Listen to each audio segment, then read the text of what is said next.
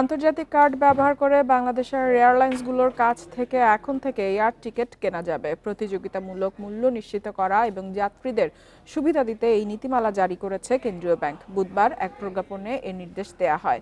আগে আন্তর্জাতিক কার্ড বিদেশ গমন সংক্রান্ত কেনাকাটার ক্ষেত্রে ব্যবহারের অনুমতি ছিল, তবে ডিজিটাল সেটেলমেন্ট সুবিধার ঘাটতির কারণে অনেক যাত্রী দেশের অভ্যন্তরে প্রতিযোগিতামূলক দামে এয়ার টিকিট কিনতে সমস্যায় পড়ছিলেন। নতুন নীতিমালার মাধ্যমে বাজার সীমাবদ্ধতা দূর করবে বলে আশা করা হচ্ছে। সংশোধিত নীতিমালা অনুযায়ী ভিসাধারী বাংলাদেশি নাগরিকরা এখন থেকে বাংলাদেশে কার্যরত এয়ারলাইন্সগুলোর কাছ থেকে আন্তর্জাতিক কার্ড ব্যবহার করে বিমান টিকিট কিনতে পারবেন।